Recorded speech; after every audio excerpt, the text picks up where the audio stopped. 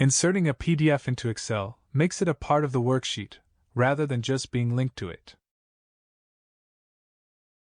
Embedding allows you to keep all important documents in one place, making it easy to share with others. To embed a PDF, go to the Insert tab. In the Text section, click Object.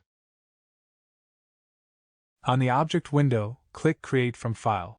Browse the PDF file for embedding. Click OK to close.